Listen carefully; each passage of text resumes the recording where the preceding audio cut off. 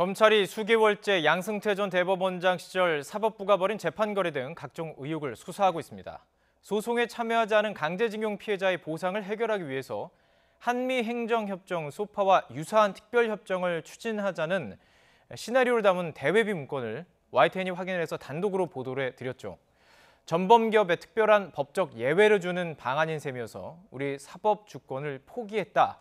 상식 밖의 내용이다. 이런 비판이 나오고 있습니다. 판사 출신의 서기호 변호사 모시고 이게 어떤 의미가 있는지 자세하게 좀 짚어보도록 하겠습니다. 안녕하십니까? 네, 안녕하세요. 예. 또 사실 이 문제에 대해서 가장 많은 이야기를 하실 수 있는 분이십니다. 사실 그 문건에도 이름이 나오셨었고요. 네. 그리고 이제 뭐 블랙리스트, 판사 블랙리스트 1호라고 말씀도 하셨던 부분이기 때문에 자, 우선 이 부분부터 짚어야 될 것 같습니다. 일제 강제징용 피해자에 대한 대법원의 확정 판결이 이제 내려졌는데요. 그것의 핵심은 사실 시간을 미뤘던 것 아니겠습니까? 네, 그렇습니다. 2012년도에 이미 파기환송 판결이 났었고, 예. 그래서 파기환송심에서 1억 원 배상하라고 판결이 나가지고 대법원이 다시 재상고가 됐기 때문에 예. 통상적으로는 3, 4개월 안에 상고 기각 판결을 선고하면 됩니다. 3, 4개월이군요. 예. 네. 그런데 5년 이상 끌다가 겨우 이번에 선고가 됐죠. 예. 근데 그 당시 2013년과 지금 달라진 게 없습니다. 결국 그 당시에 상고 기각 판결을 할 수 있었음에도 불구하고 5년간 질질 끌었던 그 이유는 상고법원을 그리고 법관 회의 파견 이런 걸로 재판 거래의 대상으로 삼았던 것이다라는 게 증명이 된 것이죠. 그렇군요. 아, 사실 이날 저희도 이제 특보를 하면서 같이 그 이제 민변 소속 변호사님과 계속 인터뷰를 나눴었는데 이 과정 속에서 이 피해자분들 중에서 4분 중에 3분이 다 돌아가셨어요. 그러니까 시간을 끄는 것의 의미는 이 재판 자체를 그러니까 무마시키겠다는 의도로밖에 생각할 수 없는 거 아니겠습니까? 네, 그렇습니다. 만약에 이 양승태 대법원장 체제 하에 있을 때 예. 상고 기각이 아니라 파기환송, 그러니까 손해배상 청구를 기각하는 쪽이 맞다라고 자기들이 확신이 있었다고 하면은 뭐 전원합의체로 회부해서라도 결론을 내렸겠죠. 그런데 이것을 뒤집기가 힘들다라는 자신이 없기 때문에 결국은 시간을 끄는 작전으로 간 거죠. 예. 좀 원론적인 얘기고 많이 이제 얘기를 나눴던 부분이지만 상고법원 그리고 해외 법관 파견 이게 사실 어떤 분들이 생각할 때는 뭐 개인의 주머니에 들어오는 어떤 돈이 아니기 때문에 이게 그냥 사적인 게 아니라 공적인 건 아니냐 이렇게 생각하신 분이 있을 수도 있습니다. 그게 아니라는 걸 좀 말씀해 주시면 좋을 것 같습니다. 예. 네. 상고법원은 예. 그 모든 판사들에게 적용되는 것일 수는 있지만 실제로 상고법원의 상고법관으로 될 수 있는 분들은 한정돼 있습니다. 고등법원 부장판사로 승진되신 분들 중에 그 중에서 또 일부거든요. 그러니까 좀 더 쉽게 말씀드리면 대법관 13명밖에 자리가 없는데 그 13명 자리가 조금 더 늘어난 그런 셈이 됩니다. 승진할 수 있는 것들이 더 많아진다는 거죠. 네, 그렇기 예. 때문에 소위 말하는 이제 엘리트 법관들 예. 중에서 극소수가 갈 수 있는 곳이 상고법원이고 그렇기 때문에 상고법원을 설치한다는 것은 고위 법관들의 자리 늘리기라는 것이어서 예. 마치 어떤 법원의 이익을 위한 또 국민을 위한 것처럼 포장돼 있지만 예. 실제로는 극소수의 법관 엘리트 출신들에게 주어지는 혜택인 것이죠. 예. 그런 측면에서는 예. 사적인 이익입니다. 그렇죠. 쉽게 말하면 제가 뉴스를 이용해서 제가 갈 수 있는 어떤 자리를 마련했다. 뉴스 뭐 회사 안에서 이런 거라고도 볼 수가 있을 텐데요. 이제 핵심으로 좀 들어가 보도록 하겠습니다. 자, 어제 저희가 이제 단독으로 보도한 내용입니다. 또 하나의 문건이 발견됐는데 그게 너무나 충격적입니다. 어떤 내용인지 좀 설명을 부탁드리겠습니다. 예, 소파, 그러니까 미국과의 그 협정처럼 불평등 조약인데요. 이게 일본과도 그런 협정을 체결을 해서 예. 강제징용 사건에 관한 이제 손해배상 청구 소송을 이제 봉쇄하려는 의도가 있습니다.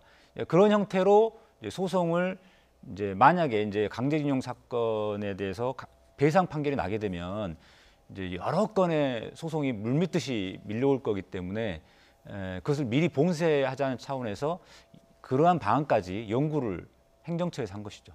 이거를 왜 법원행정처에서 합니까? 이게 궁금하거든요. 이게 원래 권한에 있는 건가요? 전혀 법원행정처의 권한이 아닙니다. 예. 왜냐하면 한일 협정이나 뭐 이런 소파 협정 이런 거는 그야말로 행정부에서 할 일이죠.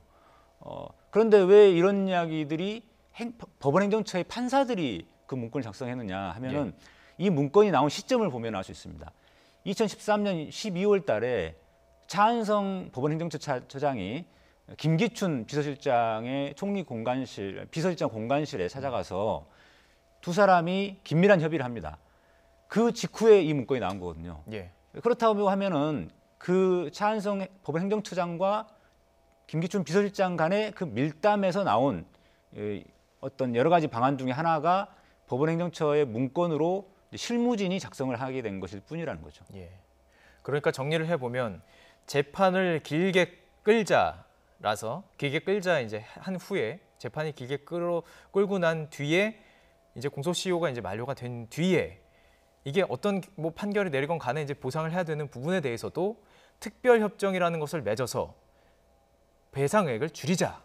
이것까지 지금 그러니까 이걸 판사에서 했다는 거잖아요. 판사 지금 측에서 그 예, 법원행정처에서 그렇죠. 했다는 거죠. 법원행정처에서 만들었지만 실제로는 김기춘 비서실장과의 그 회담 그때 예. 이미 나왔던 걸 토대로 문건이 작성됐을 가능성이 많고요. 예. 그렇기 때문에 이것은 판사의 머릿속에서만 나왔던 것이 아니라 예. 청와대와 긴밀한 협력과 교감하에서 나온 것이다라는 것이죠. 그다음에 또 한 가지 심각한 문제는 예. 이 강제징용 사건의 그 피해자들의 애환과 아픔에 대해서 그 사건에 대해서만 법리적으로 판단을 이제 판사들이 해야 함에도 불구하고 네네. 그 사건을 담당한 재판부가 아닌 지금 이 문건을 작성한 판사들은 재판부가 아니거든요. 예. 재판부가 아닌 그 다른 판사들이 양승태 대법원장의 지시하에 그런 문건을 작성을 해서 예. 재판에 개입을 했다라는 증거가 되는 것이 가장 심각한 문제입니다. 그거 자체가 위헌 아닌가요? 어떻게 보면요. 예, 바로 헌법의 예, 예. 재판의 독립 원칙을 위반한 것입니다. 그렇군요. 자, 구체적으로 좀 더 여쭤보겠습니다. 그 대외부 문건의 이제 자세히 내용을 보면 소멸시효가 2015년 더 이상 피해자 소송 제기가 불가하다 이런 내용이 나옵니다. 이게 법리적으로는 옳은 내용입니까? 원칙적으로는 그 부분에 대해서 아직 판례가 정확하지는 않은데요. 예. 우리가 상식적으로 생각해 보면 예. 2013년도에 2012년도에 배상 판결이 가능하다라는 그 파기환송 판결이 있었지만 예. 그 판결은 선고만 됐을 뿐이지 확정된 건 아닙니다.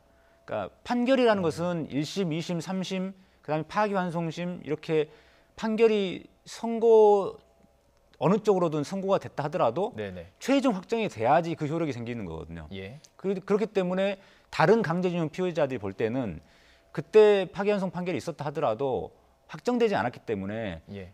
손해 발생을 알았다고 하기 어렵고 예. 그래서 실질적으로 소재기가 어려울 수 있습니다. 예. 그렇기 때문에 2012년 당시를 기준으로 그 소멸시효가 진행된다고 하는 것은 제가 보기에는 법리상 좀 무리가 있다라고 생각이 되고요. 예. 더 심각한 문제는 예. 법원행정처에서 원래 이런 문건 작성해도 안 되지만 예. 작성한 내용 자체도 보면 어떻게든 강제징용 피해자들에게 손해배상 청구권을 축소시키려는 예. 그런 의도가 숨겨 있는 거죠. 예. 이것은 바로 박근혜 대통령이 의도했던 바입니다. 박근혜 대통령은 자신의 아버지인 박정희 전 대통령의 그때 했던 예. 한일 청구권 협정을 이제 그게 좀 이제 무효화 예.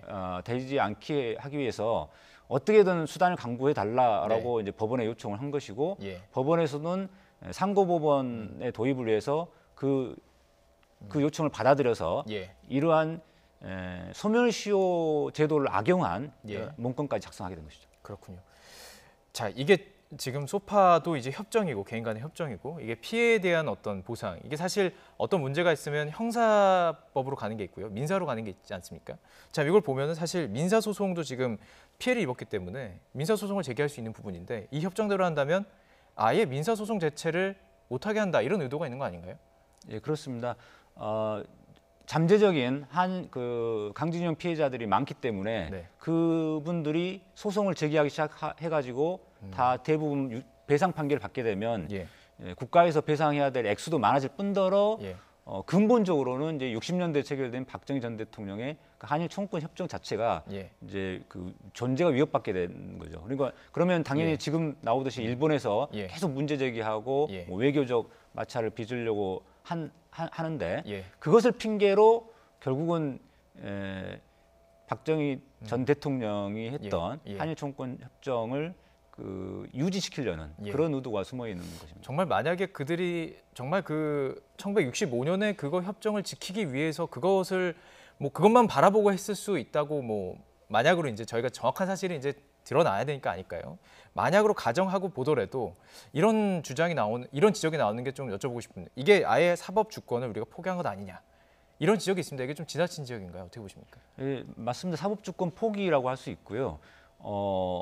국내에서 벌어지는 재판에 대해서 이 당부만 판단하면 되는데 예, 소파 협정 같은 걸 체결을 하게 해서 일반 우리나라 국민들 특히 강제징용 피해자들이 소송을 제기하는 것 자체를 원천적으로 봉쇄하려고 하는 거기 때문에 근본적으로는 사법주권을 포기한 게 맞습니다. 그래서 제가 이번 문건을 보면서 도대체 이 문건을 작성하고 실행에 옮겼던 그 법원행정처의 양승 대법원장을 비롯해서 많은 고위법관들 과연 이분들이 사법시험 최우수 성적으로 합격하신 분들이고 엘리트 코스를 밟으셔서 법리에 박다고 하시는 분들인데 이 법리에 박다고 하시는 분들이 오히려 법을 악용해가지고 소멸시효 제도를 악용하고 이런 문건을 작성했다는 게 참 개탄스럽고 과연 이분들이 한국 사람인지 일본 사람인지 아니면 그 친척들이 일본 사람인지 도대체 이해할 수 없는 문건이라고 할 수 있습니다. 그렇군요.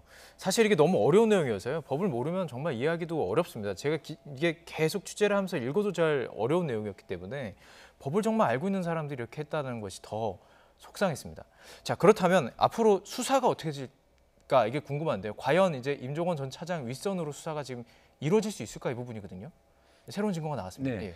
임종원 전 차장이 지금 입을 닫고는 있습니다만은 이미 임종원 USB라든지 이규진 양형위원회 상임위원회 그 업무 수첩에 보면 윗선에 보고하고 지시한 내용들이 많이 기재되어 있습니다. 그래서 물적 증거도 좀 충분한 편이고 지금 이번 문건도 마찬가지고요. 이런 문건들은 이번 나오는 문건들은 양승태 대법원장의 지시 아니면은 불가능한 문건이거든요. 청와대와 긴밀한 협력이 필요한 사안이기 때문에요. 그다음에 또 한 가지는 80여 명의 판사들이 이제 진술한 게 있는데 그 진술 중에 상당수가 임종원 차장의 윗선까지 지시와 보고가 이루어졌다라는 진술들이 많이 있습니다. 그렇기 때문에 이게 한두 명의 진술이 아니고 굉장히 많은 판사들의 진술이 있고 물적 증거도 충분하기 때문에 윗선에 대한 수사는 충분히 가능하다고 생각하고요. 다만 지금 조금 시간이 지체되는 이유는 최대한 검찰로서는 여러 가지 증거들을 확보한 다음에 스모킹을 확보한 다음에 결정적인 시점에 양승태 대법원장을 비롯한 대법관들을 소환하기 위해서 준비 작업에 있다고 저는 생각됩니다. 그렇군요. 이게 혐의도 결국엔 직권남용 혐의겠군요. 네, 그러면 그렇습니다. 또 법리적으로 또 많이 다투게 되고 여러 가지 이야기가 나올 수밖에 없는 또 부분이군요. 그게 좀 근데 고려해야 그 부분 잠깐만 말씀드리면 시간이 6개나 많지 이번에 않습니다. 되거든요. 그러니까 임종원 전 차장에 대한 구속영장 청구서에 보면 범죄 사실에 대한 죄명이 6개나 됩니다. 그러니까 직권남용죄만 있는 게 아니고 공무상 비밀 무효죄도 있고 여러 가지가 있습니다. 공무상 비밀 누설죄도 있고요. 그래서 저는 크게 문제되지는 않을 것 같습니다. 알겠습니다. 판사 출신이신 서기호 변호사와 함께 저희가 이제 단독으로 보도한 그 강제징용 피해 그 한일 협정 그 문제까지도 여러 가지 좀 자세히 짚어봤습니다. 오늘 말씀 고맙습니다. 네, 감사합니다.